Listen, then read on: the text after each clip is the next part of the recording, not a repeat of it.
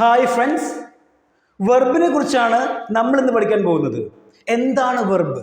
Verb എന്താണെന്ന് ശരിക്കും നമ്മൾ അറിഞ്ഞിരിക്കണം.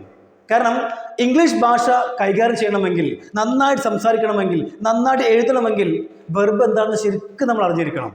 ഓക്കെ, അപ്പോൾ അതുകൊണ്ട് നമ്മൾ വെർബാണ് ഇന്നത്തെ വീഡിയോയിൽ നമ്മൾ ഡിസ്കസ് ചെയ്യാൻ പോകുന്നത്. അപ്പോൾ മലയാളത്തിൽ വെർബ് എന്ന് പറയുന്ന ഈ ഒരു വേർഡിൻ്റെ മലയാളമാണ് അർത്ഥമാണ് എന്ത്? ക്രിയ എന്ന് പറയുന്നത് അല്ലേ? വെർബ്, ക്രിയ എന്ന് വെച്ചാൽ ഒരു പ്രവൃത്തിയെ കാണിക്കുന്ന ഒരു വേർഡിനെയാണ് നമ്മൾ എന്ത് പറയുക? ക്രിയ എന്ന് പറയുന്നത്. ഞാൻ ഇങ്ങോട്ടൊരു ഉദാഹരണം പറയാണ്. ഗോ ദയർ, അവിടെ പോകൂ. അപ്പോൾ ഗോ എന്ന് പറയുന്ന ഈ ഒരു വേർഡ് പ്രവൃത്തിയല്ല കാണിക്കുന്നത്, പോവുക എന്ന് പറയുമ്പോൾ അല്ലേ? ഇനി ഞാൻ ഒരു മറ്റു ഉദാഹരണം പറയാണ്.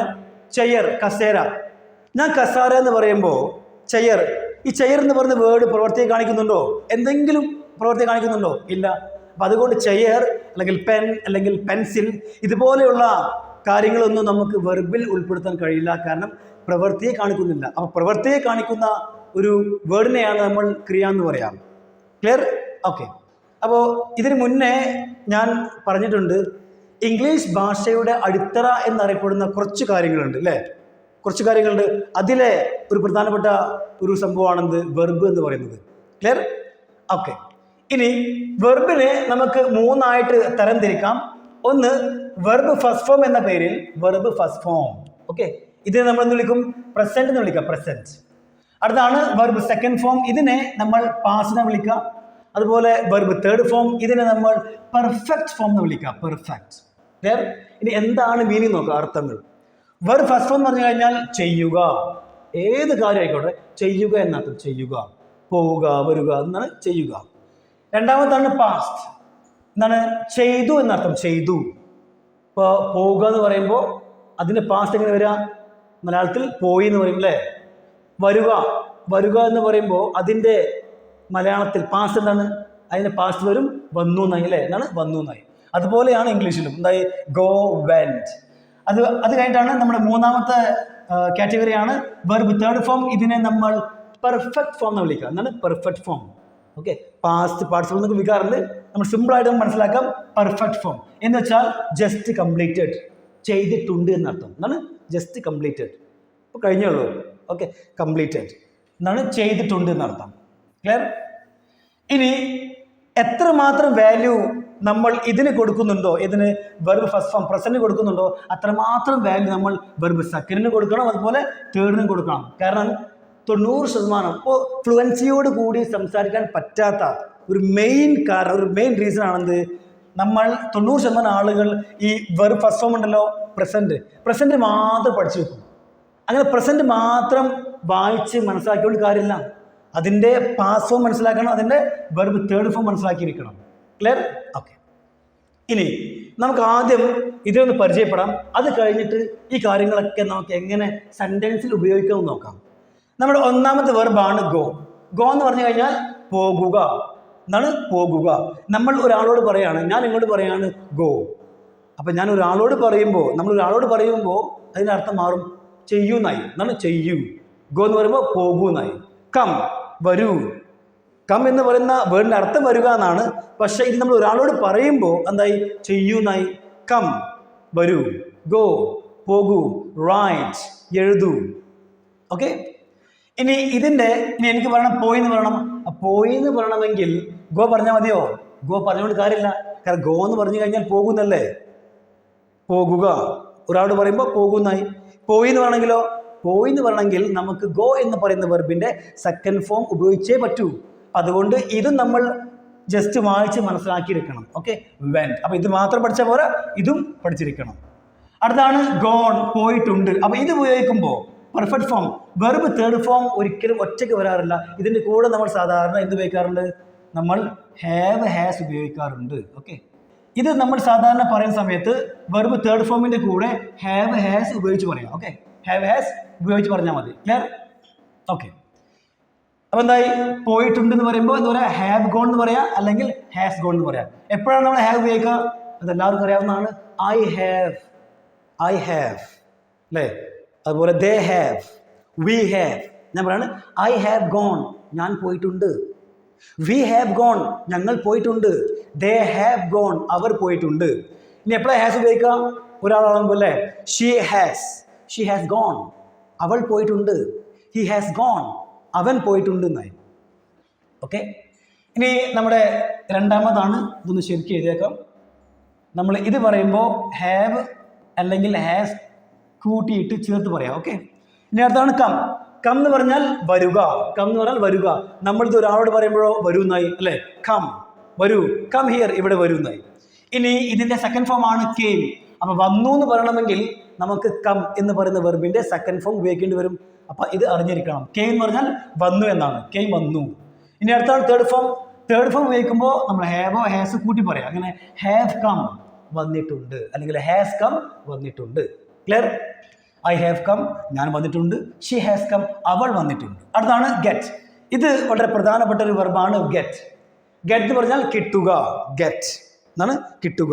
ഇനി ഇതിന്റെ സെക്കൻഡ് ഫോം ആണ് ഗോട്ട്. എന്താണ്? ഗോട്ട്. അപ്പൊ കിട്ടി എന്ന് പറയണമെങ്കിൽ ഗെറ്റ് എന്ന് പറയുന്ന വേർഡ് ഉപയോഗിച്ചൊരു കാര്യമുണ്ടോ? ഇല്ല. അവിടെ നമുക്ക് ഗോട്ട് ഉപയോഗിക്കേണ്ടി വരും. ഐ ഗോട്ട്, എനിക്ക് കിട്ടിയെന്നായി. I got. ഓക്കെ, ഗോട്ട്, കിട്ടി. ഇനി തേർഡ് ഫോം എന്താണ്? തേർഡ് ഫോമിൽ നമ്മൾ രണ്ട് കാര്യങ്ങൾ ഉപയോഗിക്കാറുണ്ട്. ഒന്നാണ് GOT ഗോട്ട്, രണ്ടാമതാണ് GOTTEN ഗോട്ടൻ. രണ്ടും ഉപയോഗിക്കാറുണ്ട്. ഏതൊക്കെയാണ്? GOT got, രണ്ടാമതാണ് GOTTEN ഗോട്ടൻ. ഓക്കെ, അപ്പോൾ നമ്മൾ സാധാരണ സ്പീക്കിങ്ങിൽ ഗോട്ടൻ നല്ല ഉപയോഗിക്കുക, നമ്മൾ ഗോട്ട് തന്നെയാണ് ഉപയോഗിക്കുക. ഓക്കെ, പറയാം ഹാവ് ഗോട്ട് അല്ലെങ്കിൽ ഹാസ് ഗോട്ട്. അടുത്താണ് ഗിവ്.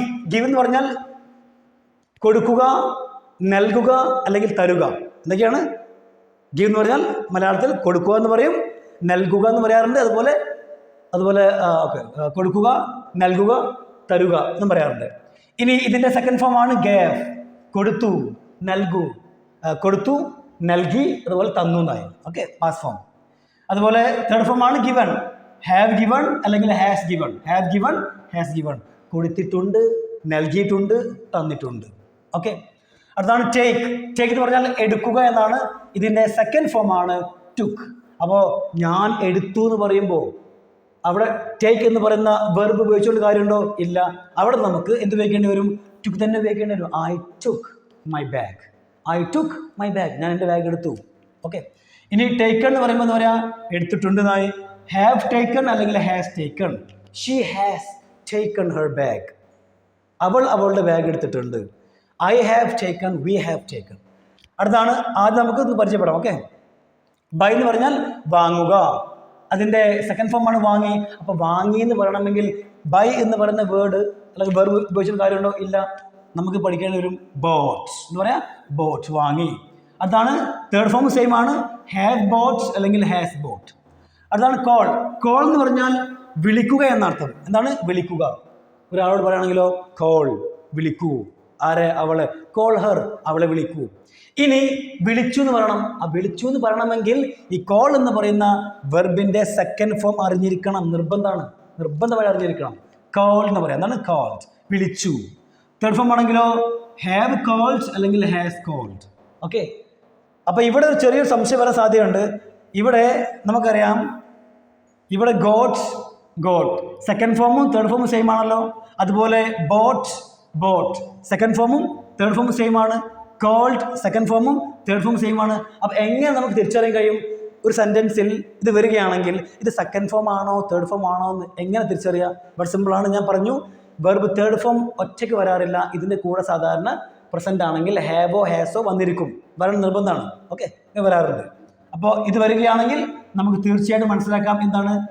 തീർച്ചയായിട്ടും അത് വെർബ് തേർഡ് ഫോം ആണെന്ന് തീർച്ചയായിട്ടും മനസ്സിലാക്കാൻ കഴിയും.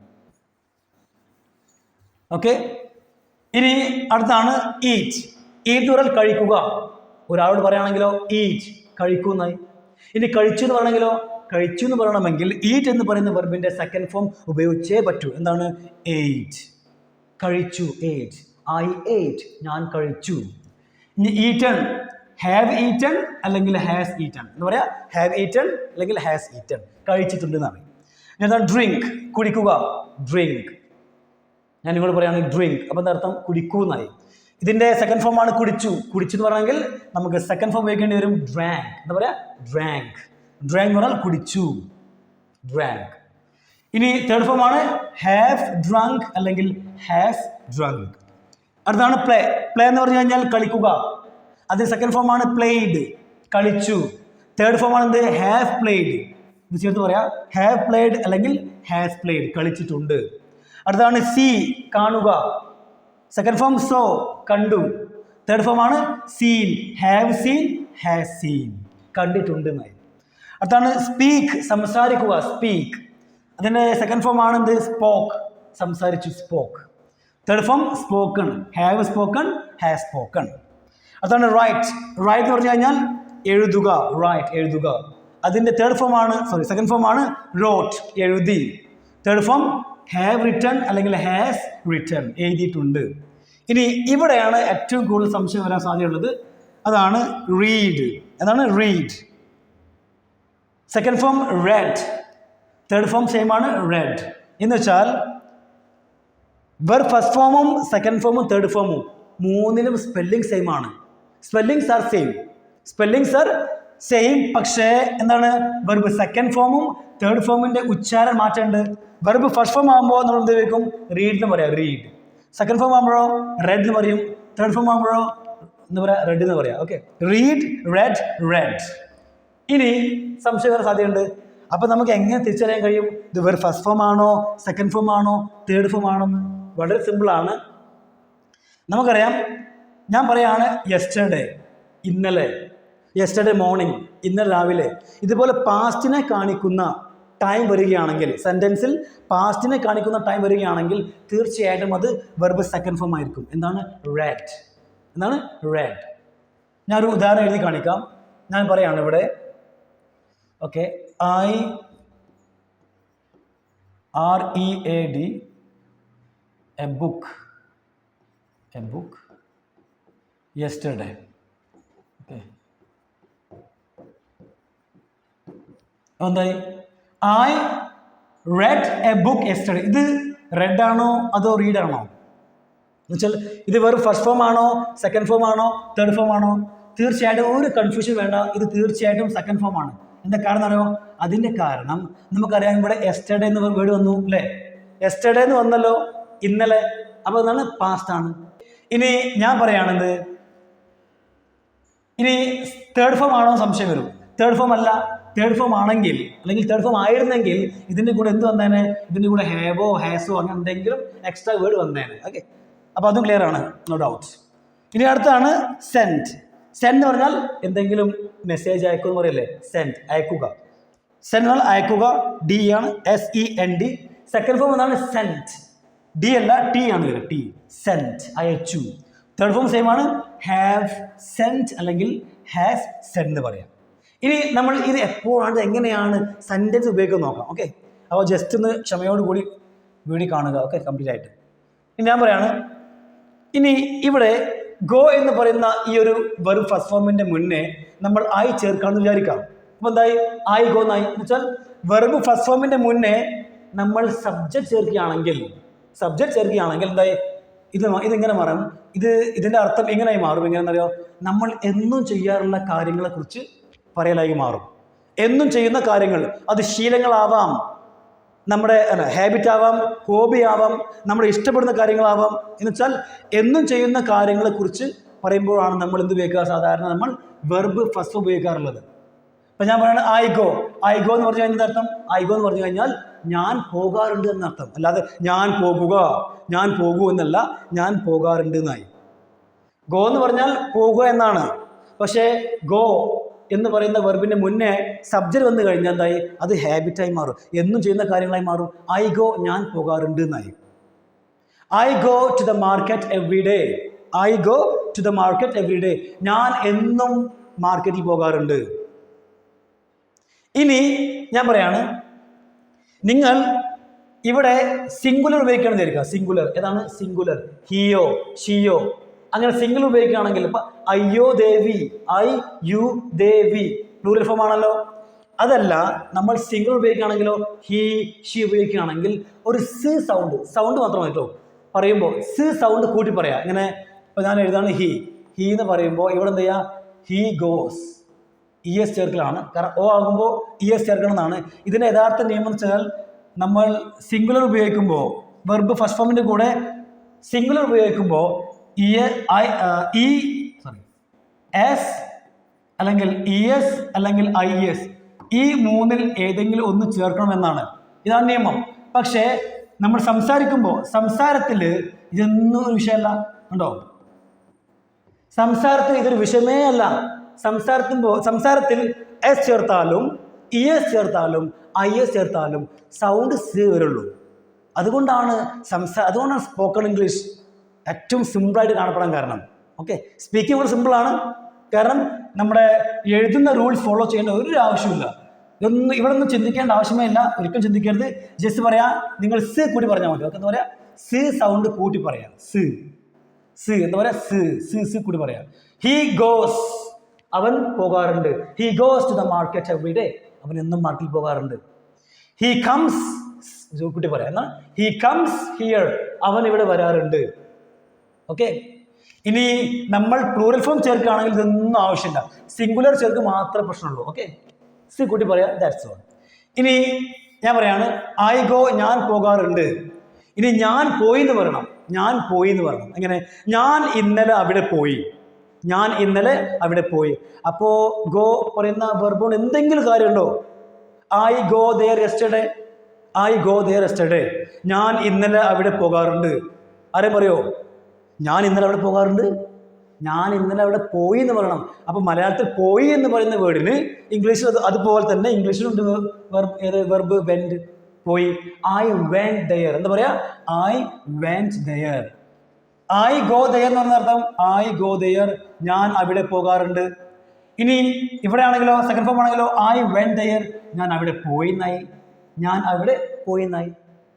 ഇനി ഞാൻ ചേർക്കുന്നത് ഇവിടെയാണ് ചേർക്കുക. അപ്പം നമുക്കറിയാം ഇവിടെ അങ്ങനെ ചേർക്കാൻ കഴിയില്ല. ഇവിടെ നമുക്ക് ചേർക്കേണ്ടി വരും, ഇങ്ങനെ പറയേണ്ടി വരും. ഐ മാത്രം ചേർത്ത പോരാ, ഐ ഹാവ് ചേർക്കേണ്ടി വരും. അത് മറക്കരുത്. വെർബ് തേർഡ് ഫോം ഉപയോഗിക്കുമ്പോൾ സബ്ജക്റ്റ് മാത്രം ചേർത്ത പോരാ, അതിൻ്റെ കൂടെ ഹാവ് ഹാസ് എക്സ്ട്രാ ചേർക്കണം. ഓക്കെ, ഞാൻ ഐ ഉപയോഗിച്ചുകൊണ്ട് ഹാവ് ചേർത്തു. ഐ ഹാവ് ഗോൺ, ഞാൻ പോയിട്ടുണ്ട്. ഇനി അടുത്താണ് കം, അല്ലേ? എന്താണ് കം? ഞാൻ പറയാണ് അവൻ ഇവിടെ വരാറുണ്ട്. അപ്പോൾ കം എന്നാണല്ലോ, കമ്മിൻ്റെ മുന്നേ ഹി ചേർത്തു. ഹി ചേർത്താൽ മാത്രം പോരാ, നമ്മൾ പറയുമ്പോൾ ഹി കം എന്നല്ല പറയാ, ഹി കംസ്. ഒരു സ് കൂട്ടി പറയാം, അത്രേ ഉള്ളൂ. അപ്പോൾ സ് കൂട്ടി പറഞ്ഞാൽ മതി. അത് എസ് ആണെങ്കിലും ES ആണെങ്കിലും IS ആണെങ്കിലും ഏതാണെങ്കിലും കുഴപ്പമില്ല, നമുക്ക് സി സൗണ്ട് വന്നാൽ മതി. ഹി കംസ് ഹിയർ, അവൻ ഇവിടെ വരാറുണ്ട്. ഇനി എനിക്ക് പറയണം അവൻ ഇവിടെ വന്നു എന്ന് പറയണം.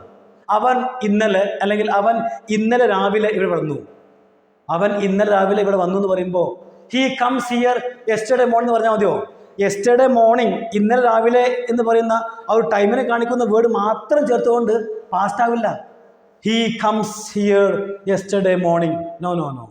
അപ്പോൾ വന്നു എന്ന് പറയുമ്പോൾ, മലയാളത്തിൽ വന്നു എന്ന് പറയുമ്പോൾ ഇംഗ്ലീഷിലും അതുപോലെ വന്നു എന്ന് പറയണമെങ്കിൽ അതിന് അതിൻ്റെതായിട്ടുള്ള വേർഡ് ഉണ്ട്. എന്താണ്? കെയിം എന്ന് പറയേണ്ടി വരും. എന്ത്?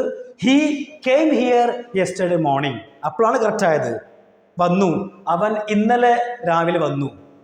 ഓക്കെ, ഇനി എനിക്ക് പറയണം അവൻ വന്നിട്ടുണ്ട്. അപ്പം അവൻ വന്നിട്ടുണ്ട് എന്ന് പറയുമ്പോൾ ഇവിടെ ഹി മാത്രം ചേർത്താൽ പോരാ, കാരണം ഇത് പെർഫെക്റ്റ് അല്ലേ.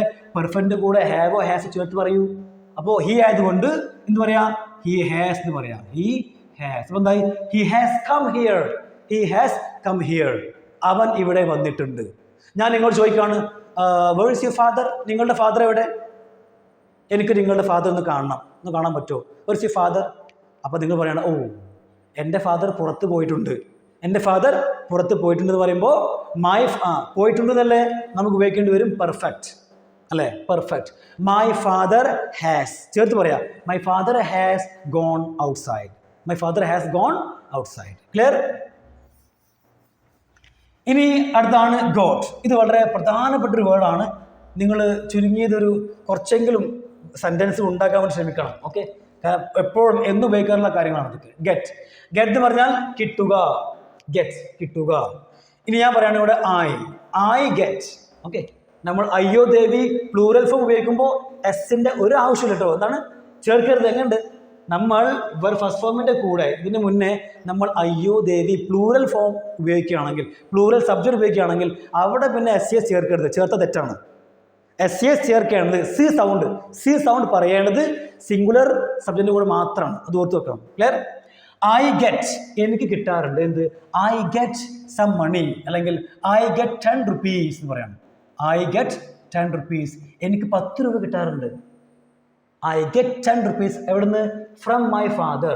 I get 10 rupees from my father every day. എല്ലാ ദിവസവും എനിക്ക് 10 രൂപ എൻ്റെ ഫാദറിൻ്റെ കയ്യിൽ നിന്ന് കിട്ടാറുണ്ട്. ബസ്സിന് വേണ്ടിയോ എങ്ങനെയെങ്കിലും. ഓക്കെ, ഐ ഗെറ്റ്, എനിക്ക് കിട്ടാറുണ്ട് എന്ന്. ഇനി പറയണം, ഇന്നലെ എനിക്ക് 100 രൂപ കിട്ടിയെന്ന് പറയണം. ഇന്നലെ എനിക്ക് 100 രൂപ കിട്ടി. അപ്പോൾ ഞാൻ പറഞ്ഞാൽ മതിയോ? I get 100 rupees yesterday. I get 100 rupees yesterday. ഇന്നലെ എനിക്ക് 100 രൂപ കിട്ടാറുണ്ടെന്നായി. ഇന്നലെ എനിക്ക് 100 രൂപ കിട്ടാറുണ്ട്. അപ്പം കാരണം ഗെറ്റ് എന്ന് പറയുമ്പോൾ അങ്ങനെയല്ലേ. അപ്പോൾ കിട്ടി എന്ന് പറയും, മലയാളത്തിൽ നമ്മൾ കിട്ടി എന്ന് പറയുന്നത് പോലെ ഇംഗ്ലീഷിലും വേർഡ് ഉണ്ട്. എന്ത്? ഗോട്ട് എന്ന് പറയേണ്ട ഒരു ഐ ഗോട്ട്, എനിക്ക് കിട്ടി. ഐ ഗോട്ട്, എനിക്ക് കിട്ടി. എന്ത് കിട്ടി? I got 100 rupees yesterday. I got 100 rupees yesterday. ഇനി ഇങ്ങനെയാണെങ്കിലോ, ഇവിടെ ചേർക്കുമ്പോൾ ഐ മാത്രം ചേർത്താൽ പോരാ, കൂടെ ഹാവ് ചേർക്കുക. ഐ ഹാവ് ഗോട്ട് എന്ന് പറയാം. ഐ ഹാവ് ഗോട്ട് 100 rupees, എനിക്ക് 100 രൂപ കിട്ടി. ഫ്രം മൈ ഫാദർ, എൻ്റെ ഫാദറിൻ്റെ കയ്യിൽ നിന്നായി. അങ്ങനെ നമുക്ക് ഒരുപാട് ഉണ്ടാക്കാൻ കഴിയും. ഇനി നിങ്ങൾ കുറച്ച് സെൻറ്റൻസുകൾ ഉണ്ടാക്കാൻ വേണ്ടി ശ്രമിക്കണം. Okay, thank you everyone.